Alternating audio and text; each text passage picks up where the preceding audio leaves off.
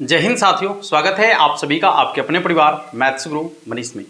दोस्तों मैं हूं एमके एक्सपर्ट और आज फिर से आप लोगों के लिए जो है हर शनिवार और रविवार जैसा कि आपके लिए ऑब्जेक्टिव क्लास हम लेकर आते हैं, तो आज पुनः आपके लिए जो है ऑब्जेक्टिव क्वेश्चन लेकर आए हैं। और आज संडे है तो हर शनिवार और रविवार के दिन जो है आप लोग के लिए ये क्लास हम लेकर आते हैं। और बहुत सारे बच्चे का ये कमेंट आ रहा है कि सर इधर क्लास रेगुलर नहीं हो पा रहा है, तो हम आपसे कुछ दिन के लिए अभी जो है माफ़ी चाहते हैं।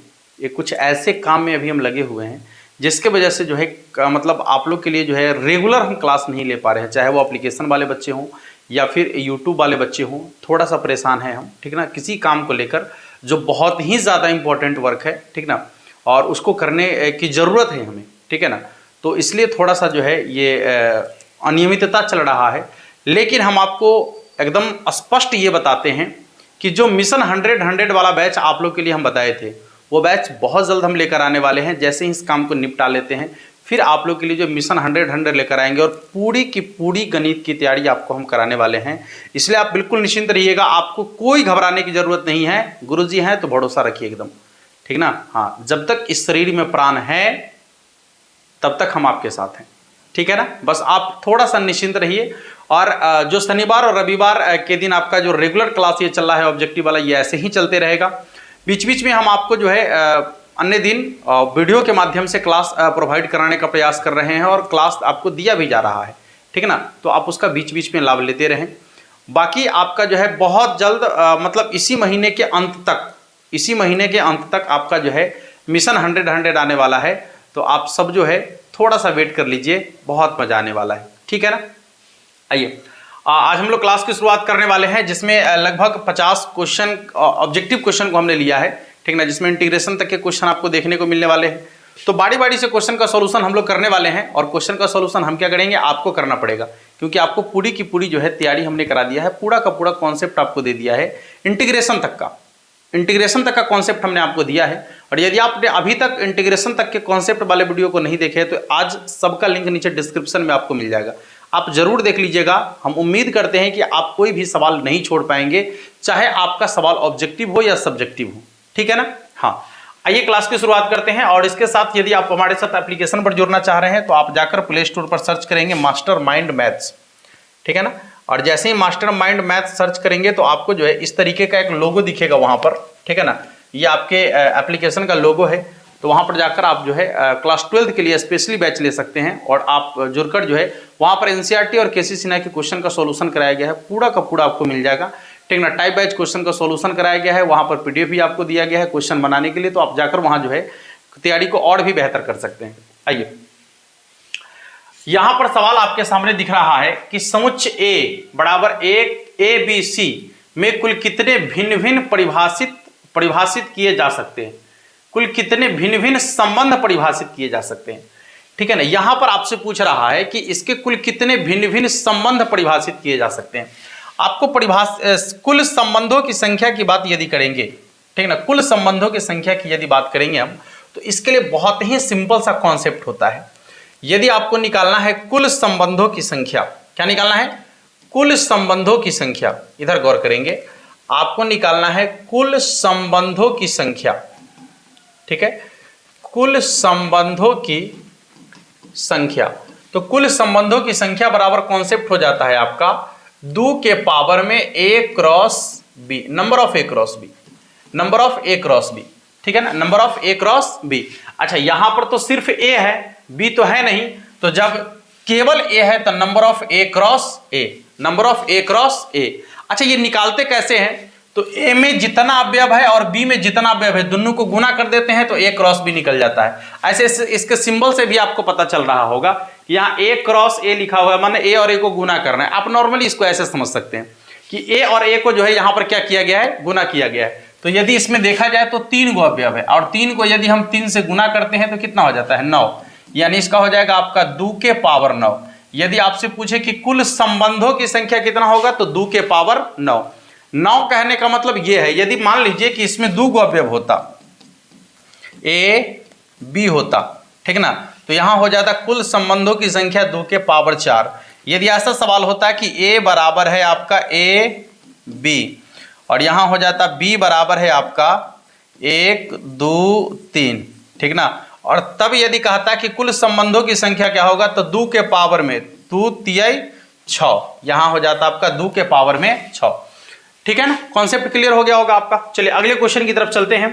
देखिए सवाल आपका है, यदि यहां पर आपको जो है एक संक्रिया का ये साइन दिया गया, ये संक्रिया का साइन है ना, तो कह रहा है कि a और b के बीच एक संक्रिया है, वो क्या है, तो 3a + 4b - 2 के बराबर ना। a और b के बीच जो संक्रिया किया गया है वो कौन सा संक्रिया है, तो वो संक्रिया है आपका कि 3a + 4b - 2 के बराबर।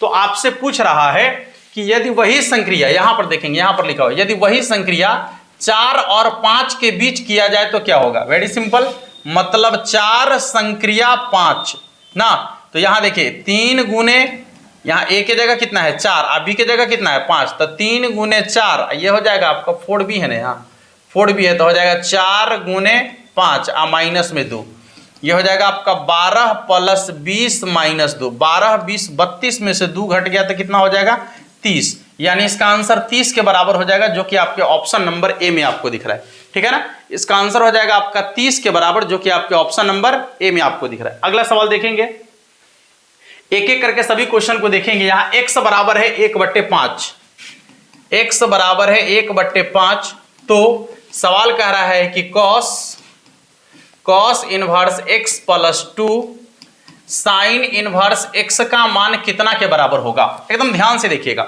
यही ना सवाल आपका है कि x का मान यदि 1/5 के बराबर है तो cos inverse x + 2 sin inverse x का मान क्या होगा। थोड़ा गौर से देखेंगे, इधर cos को ज्यों का त्यों रहने दीजिए, यहां पर cos इनवर्स x है ना, अब प्लस 2 sin इनवर्स x है, तो इसको हम लिख सकते हैं sin इनवर्स x, अब प्लस में sin इनवर्स x।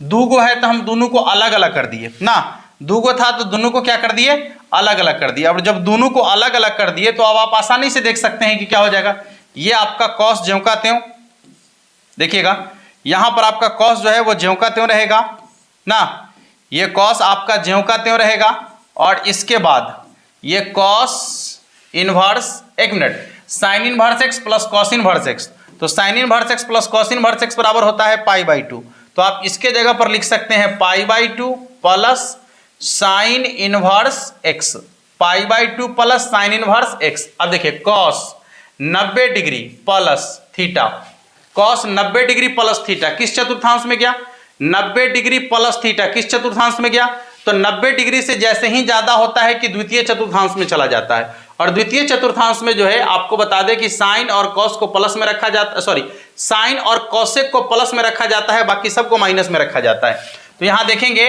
कि आपका हो जाएगा cos 90 degree plus theta, 90 degree वाला बदल जाता है तो cos बदल के हो जाएगा साइन, और द्वितीय चतुर्थांश में गया इसलिए माइनस, तो हो जाएगा माइनस साइन इनवर्स x। अब आप देखेंगे तो यहां देखिए साइन से ये कैंसिल हो गया तो बचेगा आपका -x के बराबर, और आपके पास पहले से x का मान अवेलेबल है 1/5, तो यहां जैसे ही मान रखेंगे तो हो जाएगा -1/5 के बराबर, यानी इसका आंसर हो जाएगा -1/5 के बराबर, ठीक है ना।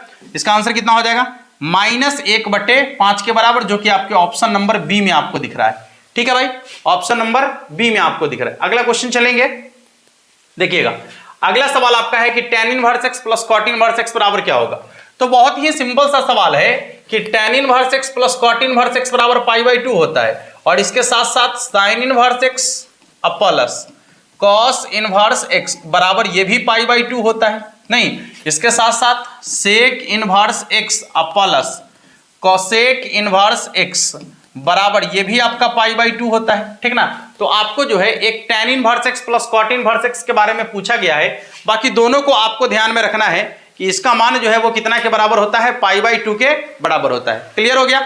आइए आगे बढ़ जाते हैं थोड़ा सा, अब हम आगे बढ़ते हैं और अगले क्वेश्चन की तरफ चलते हैं। सवाल पूछा है कि cot इनवर्स 2 का मान क्या होगा ना, माने cosec इनवर्स 2 का मान। आपसे ऐसे सवाल पूछा गया है कि cosec में जो होता है 2 कितना का मान होता है, इसका मतलब यही है कि cosec में 2 कितना का मान होता है। तो आप देखकर ही बताइए ना कि cosec में 2 कितना का मान होता है। तो cosec में 2 जो होता है वो 60 डिग्री का मान होता है, यानी कि cosec में 2 जो होता है 30 डिग्री का मान होता है। 30 डिग्री बोले तो π/6 का मान होता है। cosec में 2 जो होता है कितना का मान होता है, π/6 के बराबर होता है। आगे चलेंगे, अगला सवाल आपका है, यहां देखिए एक्स वाई का मान पूछा जा रहा है और आपको बता दें कि ये दोनों के दोनों मैट्रिक्स हैं। तो आपको बताया गया है कि जब दो मैट्रिक्स आपको दिया गया है और दोनों के बीच में यदि बराबर चिन्ह लग जाए तो उसके संगत अवयव बराबर हो जाते हैं। संगत अवयव बराबर होने का तात्पर्य ये है कि ये जो पहला वाला अवयव है ये पहला के बराबर हो जाएगा और ये दूसरा वाला दूसरा के बराबर हो जाएगा।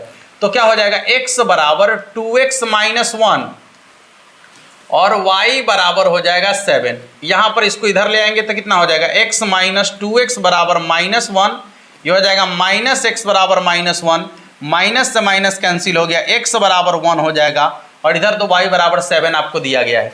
यानी इसका आंसर हो जाएगा आपका x बराबर 1 और y बराबर 7। नहीं, इसका आंसर हो जाएगा x बराबर 1 और y बराबर 7। अगले क्वेश्चन की तरफ चलेंगे। देखिएगा अगला सवाल क्या कह रहा है आपका।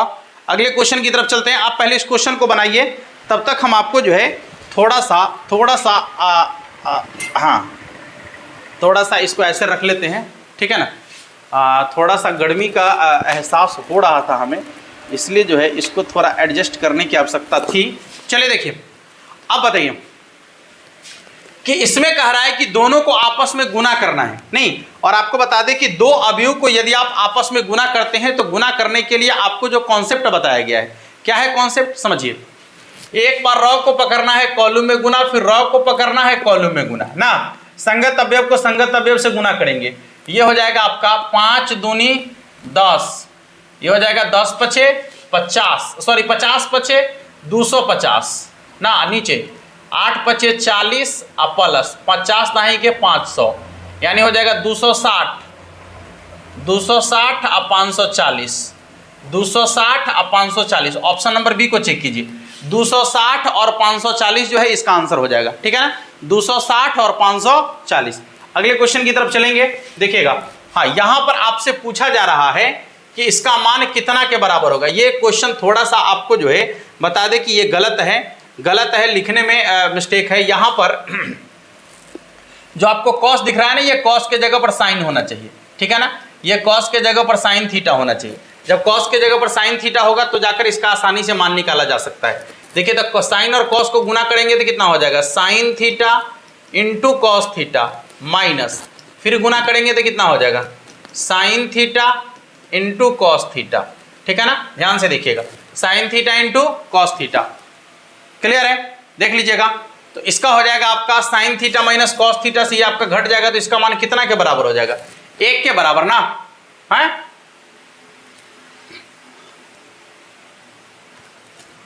या कॉस स्क्वायर थीटा, हाँ नहीं ठीक है, सॉरी ये घट जाएगा तो 0 के बराबर हो जाएगा, सॉरी 0 के बराबर हो जाएगा। ऑप्शन नंबर सी इसका सही आंसर होगा, ऑप्शन नंबर सी इसका सही आंसर होगा। सेम संख्या में से सेम संख्या घट जाएगा, 0 के बराबर होगा। अगले क्वेश्चन की तरफ चलेंगे। देखिए, इसका मान निकालने के लिए कहा जा रहा है और डिटर्मिनेंट का मान निकालने के लिए कोई ज्यादा दिमाग नहीं लगाना है। इसको इससे गुना करना है, इसको इससे गुना करना है, बीच में माइनस लिखना है ना। तो कितना हो जाएगा, 70 माइनस 70 घट के हो जाएगा आपका 0। 70 में से 70 घट गया 0, ऑप्शन नंबर डी सही आंसर है। अगला सवाल देखेंगे। x बराबर है a cos थीटा, y बराबर है a sin थीटा, तो dy बटा dx का मान क्या होगा। यदि हम इसको थीटा के सापेक्ष डिफरेंशिएशन करेंगे, ठीक ना, तो हो जाएगा dx बटा में d थीटा, dx बटा में d थीटा बराबर हो जाएगा आपका a cos का डिफरेंशिएशन माइनस साइन थीटा, ठीक है ना। और यदि इसका डिफरेंशिएशन करेंगे तो हो जाएगा dy बटा में d थीटा, dy बटा में d थीटा और हो जाएगा a cos थीटा, ठीक है ना, a cos थीटा। यहाँ देखिए d थीटा से d थीटा कट जाएगा, ठीक है ना। इसको ऊपर रखेंगे, इसको नीचे रखेंगे, तो यहाँ हो जाएगा a sin theta minus a sin theta. a से a कट गया, cos बटे sin यानी कि cot थीटा। इसका हो जाएगा माइनस cot थीटा, जो कि आपके ऑप्शन नंबर बी में आपको दिख रहा है। नहीं, इसका हो जाएगा माइनस cot थीटा, जो कि आपके ऑप्शन नंबर बी में आपको दिख रहा है। अगला क्वेश्चन क्या है देखिएगा। हाँ, यहाँ पर पूछ रहा है कि x के पावर 4 बटा में 4, तो आप जब इसका डिफरेंशिएशन करेंगे तो 1 बटे 4 को बाहर रख लेंगे। x के पावर 4 का डिफरेंशिएशन क्या होगा, तो 4 इंटू एक्स के पावर 3 ना, ये कांस्टेंट है तो बाहर कर लिए। होल पावर वाले फंक्शन का डिफरेंशिएशन, पावर को आगू में लिखेंगे, फंक्शन को ज्यों का त्यों लिखेंगे, पावर में से कम कर लेंगे, तो ये हो जाएगा आपका x के पावर 3 के बराबर, जो कि आपके ऑप्शन नंबर सी में आपको दिख रहा है, ठीक है ना। चलिए अगले क्वेश्चन की तरफ चलेंगे। अगला सवाल आपका है कि साइन स्क्वायर थीटा क्या है, साइन स्क्वायर थीटा का डिफरेंशिएशन क्या होगा। यहाँ पर देखिए दो फंक्शन है, एगो साइन थीटा है और एगो स्क्वायर वाला है। तो पहले स्क्वायर वाले फंक्शन का डिफरेंशिएशन ना, तो हो जाएगा पावर को आगू में लिखेंगे, फंक्शन को ज्यों का त्यों लिखेंगे और पावर में से एक कम कर लेंगे, सॉरी 2 साइन थीटा, और साइन थीटा का डिफरेंशिएशन हो जाएगा कॉस थीटा। तो 2 sine theta into cos theta बराबर फॉर्मूला हो जाता है आपका साइन 2 थीटा, जो कि आपके ऑप्शन नंबर सी में आपको दिख रहा है। ठीक है ना। अगले क्वेश्चन की तरफ चलेंगे। x बराबर है a t का स्क्वायर, y बराबर है a t। तो यहाँ यदि हम इसको t के सापेक्ष डिफरेंशिएशन करते हैं तो dx बटा dt बराबर हो जाएगा 2at, और जब इसका डिफरेंशिएशन करेंगे तो dy बटा dt बराबर हो जाएगा आपका 2a, तो कांस्टेंट है, t का डिफरेंशिएशन 1 के बराबर, क्योंकि t के सापेक्ष कर रहे हैं ना, इसका हो जाएगा आपका 2a और t का मान तो 1 हो जाएगा ना, तो 2a के बराबर। अब ध्यान से देखिएगा, यहाँ देखिए, ओहो dy बटा dt, यहाँ देखिए dt से dt कट गया, y वाला ऊपर चाहिए, x वाला नीचे चाहिए, क्योंकि dy बटा dx पूछ रहा है। तो y वाला ऊपर यानी 2a ऊपर, x वाला नीचे यानी 2at नीचे, 2a से 2a कट गया, 1/t इसका आंसर हो जाएगा। इसका आंसर 1/t हो जाएगा, जो कि आपके ऑप्शन नंबर बी में आपको दिख रहा है। ठीक है ना। अगले क्वेश्चन की तरफ चलेंगे। लीजिए अगला सवाल आपके सामने में है, log x के पावर 4 का जो है आपसे पूछ रहा है कि डिफरेंशिएशन क्या होगा। log x के पावर 4 का डिफरेंशिएशन क्या होगा। आपको पहले से पता है कि यदि आपका फंक्शन log वाला हो और उसके पूर्णांक में x हो और पावर में कोई कांस्टेंट आ जाए, यदि आपका फंक्शन log वाला है, उसके पूर्णांक में x हो और पावर में यदि कोई कांस्टेंट आ जाए, तो पावर वाले कांस्टेंट को ऊपर रखेंगे और x को नीचे रखेंगे, आपका जो है आपका आंसर बन जाएगा। यानी इसका डिफरेंशिएशन हो जाएगा आपका 4 बटा में x के बराबर, नहीं, इसका डिफरेंशिएशन हो जाएगा 4 बटा में x के बराबर। अगले क्वेश्चन की तरफ चलेंगे। e के पावर में 13x का डिफरेंशिएशन क्या होगा। e के पावर में 13x का डिफरेंशिएशन क्या होगा। कांस्टेंट को आगू में रखेंगे, e के पावर वाला का डिफरेंशिएशन ज्यों का त्यों होता है, नहीं, कांस्टेंट को आगू में रखेंगे और e के पावर वाला का डिफरेंशिएशन ज्यों का त्यों होता है। आपको पहले ही ये सब बता दिए हैं, e के पावर वाले फंक्शन का डिफरेंशिएशन ज्यों का त्यों, लेकिन x के साथ में जो कांस्टेंट है उसको आगू में रखेंगे, आपका इंटीग्रेशन बन जाएगा। तो इसका इंटीग्रेशन हो जाएगा 13 इंटू ई के पावर 13x, जो कि आपके ऑप्शन नंबर सी में आपको दिख रहा है। अगला क्वेश्चन देखेंगे। कह रहा है एक वृत्त की त्रिज्या 6 सेंटीमीटर है, एक वृत्त की त्रिज्या 6 सेंटीमीटर है, एक वृत्त की त्रिज्या 6 सेंटीमीटर है, r के सापेक्ष क्षेत्रफल में परिवर्तन। पहले इसको ध्यान से सुन लीजिएगा।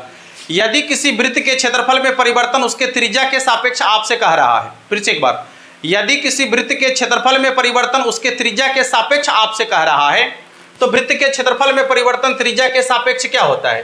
तो आपको निकालने के लिए क्या करना है, 2 गुने r पाई, बस जितना त्रिज्या दिया हुआ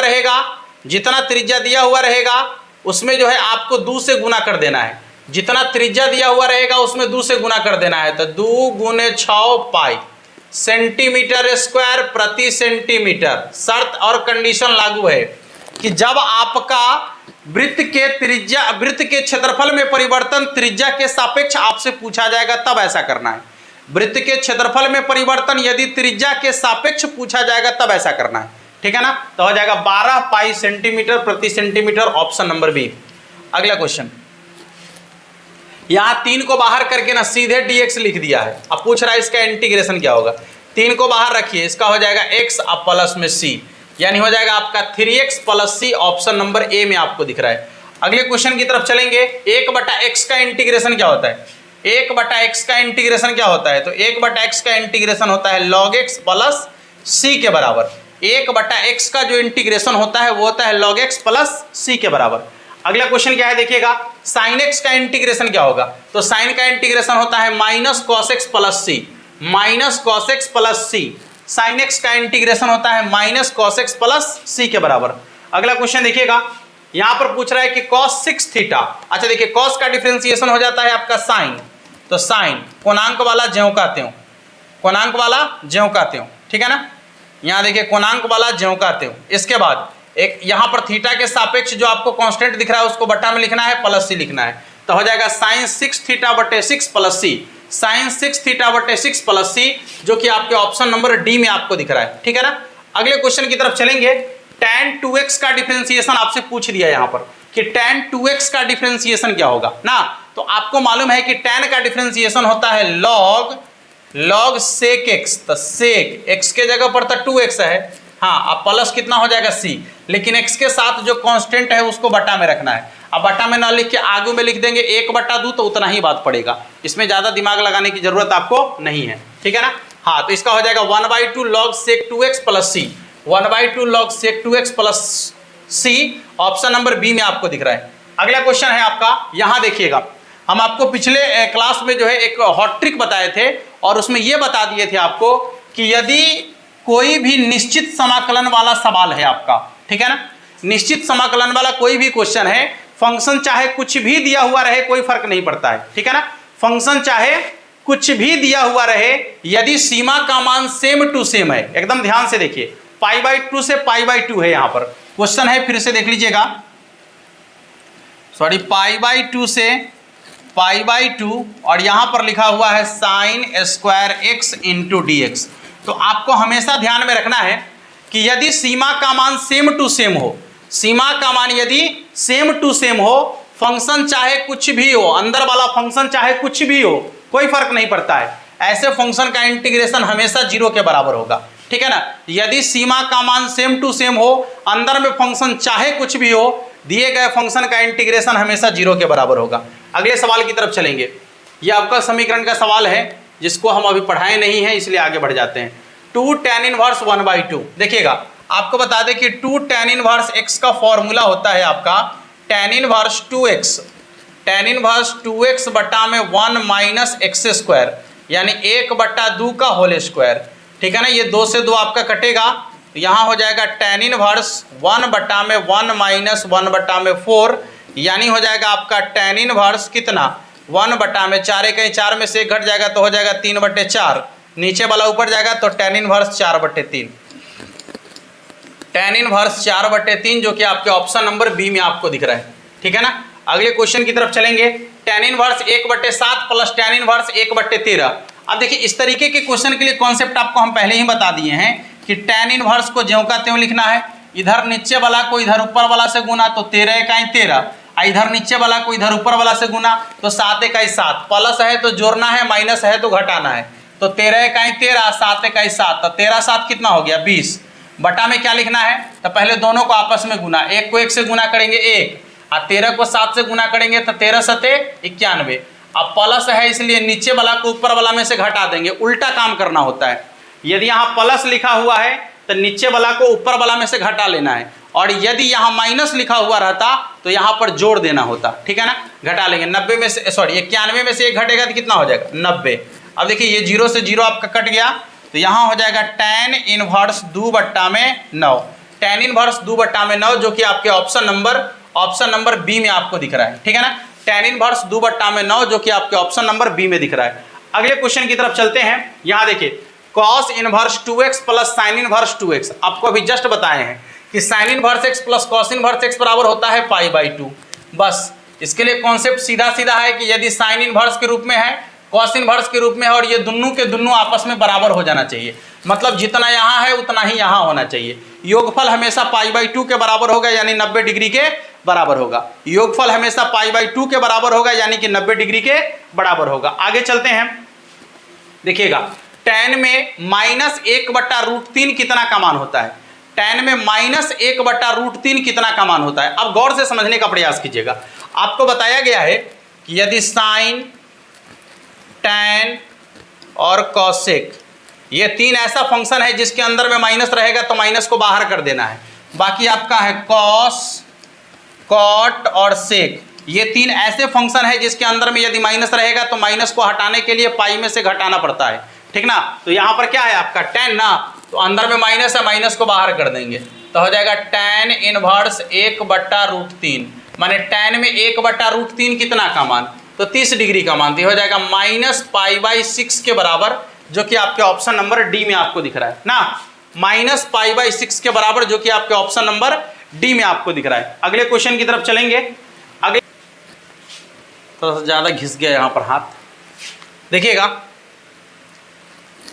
प्लस माइनस ना, -6, इसके रॉ को और कॉलम को छोड़ देंगे, -3 5, 5 -7, फिर हो जाएगा आपका -4, इसके कॉलम को रॉ को छोड़ देंगे तो 2 -3 1 5। देखिए -6 को ज्यों का त्यों लिखेंगे, माइनस माइनस प्लस 21 माइनस 25, फिर -4, इसके बाद हो जाएगा आपका ये +10 माइनस, फिर माइनस ये हो जाएगा आपका 3 ना, कितना हो जाएगा देखिए तो -6 है तो आंसर वहाँ बिना काम के दिमाग लगा दिया, -4 -4 गुने 13, ये हो जाएगा -24 24, यही हो जाएगा -13 चौके 52 ना, घट के हो जाएगा आपका 28 -28, ऑप्शन नंबर डी। अगले क्वेश्चन की तरफ चलेंगे। देखिए इसको गुना करना है ना, एक बार एक रॉ एक कॉलम, ये हो जाएगा आपका 5 ना, फिर उसी रॉ से अगले कॉलम में तो 6 0 0, ऑप्शन नंबर डी। ठीक है, इसका आंसर हो जाएगा ऑप्शन नंबर डी के बराबर। अगले क्वेश्चन की तरफ चलते हैं। देखिए अगला सवाल है, निम्नलिखित में से कौन सा सममित अवयव है। देखिए सममित अवयव होने के लिए क्या कंडीशन है आपको बताते हैं। सममित अवयव होने के लिए जो है ये कॉलम वाला, कॉलम में जो अवयव है वही आपको यहाँ दिखना चाहिए, सेम टू सेम, ठीक ना, सेम टू सेम।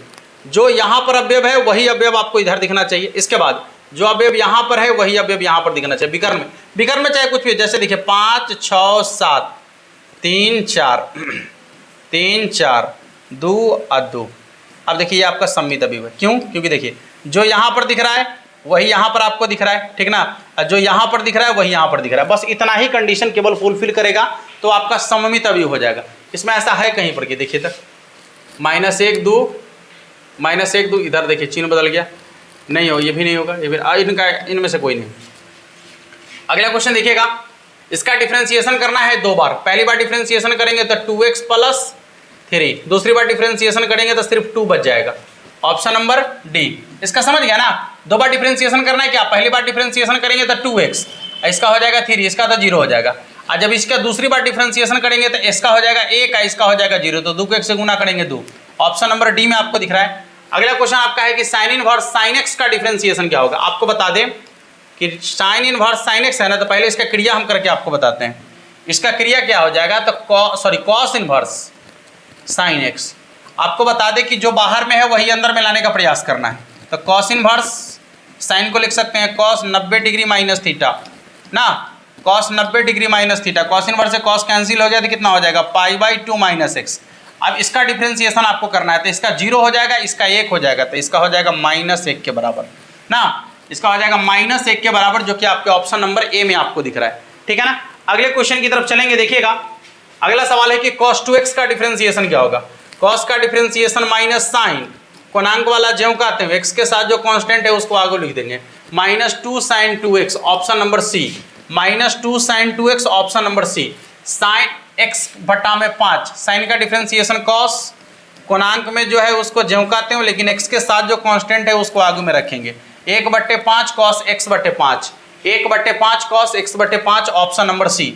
अगला क्वेश्चन क्या है देखिएगा, y बराबर इतना, ये अभिलंब नहीं, ये भी नहीं चलेगा, हाँ ये x के पावर 3/2 का इंटीग्रेशन क्या होगा, पावर में 1 जोड़कर उतना ही से भाग, तो यदि 3/2 का करना है तो x के पावर हो जाएगा 3 2 5 ना, 5/2 बट्टा में फिर 5/2, यह हो जाएगा आपका, ये बट्टा में ना लिखकर आपको कॉन्सेप्ट इसके लिए बता दिए थे कि आप इसी को उलटकर आगे में लिख दीजिएगा, बात बन जाएगा।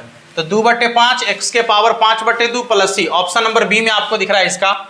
अगले क्वेश्चन की तरफ चलेंगे, x² - 1 बटा में x - 1, ये हो जाएगा आपका x² - 1 है ना, x² - 1 को आप ये लिख सकते थे x - 1 अब बटा में x + 1, क्योंकि इसका स्क्वायर कर ही सकते हैं ना आप, a² - b² बराबर क्या होगा, a - b × a + b, अब बटा में a - b पहले से अवेलेबल है, ये कट गया आपका, x का इंटीग्रेशन x² 2 1 का इंटीग्रेशन x प्लस में c, ऑप्शन नंबर बी में आप देख सकते हैं इसका आंसर है। अगला क्वेश्चन आपका है कि 1 बटा में x² - 1 का क्या होगा, तो इसका स्क्वायर कर सकते हैं, तो 1 बटा में हो गया x² - a² 1/2 log x - a बटा में x प्लस a। अगला क्वेश्चन क्या है देखिए, एक्स स्क्वायर प्लस 4 तो हो जाएगा आपका dx बटा में एक्स स्क्वायर प्लस 2 के स्क्वायर ना। अब इसका इंटीग्रेशन क्या होता है, तो 1/a के जगह पर कितना है 2 ना, 1/a tan inverse x by a के जगह पर 2, 1/2 tan inverse x/2 plus c, 1/2 tan inverse x/2 plus c। अगला क्वेश्चन आपका है रूट एक्स का पूछ रहा है इंटीग्रेशन, और उसमें मान भी रखने के लिए कह रहा है 1 से 4 तक ना। तो सबसे पहले रूट एक्स का इंटीग्रेशन करेंगे तो x के पावर हो जाएगा 3/2, आगे में हो जाएगा 2/3, इसी में मान रखना है 0 से लेकर कितना तक 4 तक, बराबर में 0 कह दीजिए, 0 से लेकर कितना तक रखना है 4 तक। ये 2/3 को ज्यों का त्यों रहने दीजिएगा, बारी बारी से मान रख लीजिए। पहले 4 रखना है तो हो जाएगा 4 के पावर 3/2 माइनस 0 के पावर में कुछ भी रखेंगे उसका मान 0 होगा। ये हो जाएगा आपका 2/3 इंटू 2 के पावर 3/2, पावर टू पावर गुना होगा तो ये कट जाएगा, 2 के पावर 3 8, 8 दूनी 16 बट्टा में 3 इसका आंसर हो जाएगा ना। 3/2 ठीक तो है, सॉरी 0 नहीं 1 है, सॉरी यहाँ पर 1 है, सॉरी यहाँ पर ना 1 है आपका, 1 यहाँ पर भी 1 है, 1 के पावर 3/2 ना। ये हो जाएगा आपका, यहाँ भी 1 के पावर 3/2 माने 1 हो जाएगा, तो 2 के पावर 3 8, 8 में से 1 घट जाएगा, ये हो जाएगा 2/3, 8 माइनस 1, 8 में से 1 घट जाएगा, 7 दूना 14/3, इसका आंसर हो जाएगा 14/3, जो कि आपके ऑप्शन नंबर ए में आपको दिख रहा है। अगला क्वेश्चन देखेंगे, अब इसका मान पूछा जा रहा है, इसका मान यदि आप देखेंगे तो 0 के बराबर होगा। क्यों? क्योंकि आपको पता है कि यदि किसी डिटर्मिनांट के कोई 2 पंक्तियां कोई 2 स्तंभ के संगत अवयव बराबर हो जाए तो डिटर्मिनांट का मान 0 के बराबर हो जाता है। तो यहाँ 1 1 1 आपको दिख रहा है ना, अब इसको जोड़ लीजिए, इसको जोड़ लीजिए, इसको जोड़ लीजिए, तो क्या हो जाएगा a प्लस बी प्लस सी, फिर हो जाएगा a प्लस बी प्लस सी, फिर हो जाएगा a प्लस बी प्लस सी, क्योंकि वही तीनों तो है।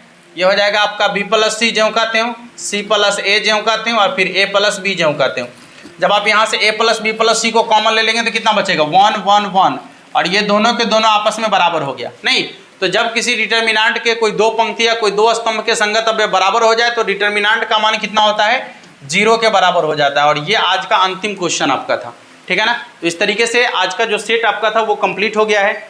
शायद हम 50 बोले थे लेकिन 43 42-43 क्वेश्चन जो है आपका हुआ है, ठीक ना। तो मिलेंगे फिर अब नेक्स्ट क्लास में, और तब तक के लिए आप सभी को जय हिंद।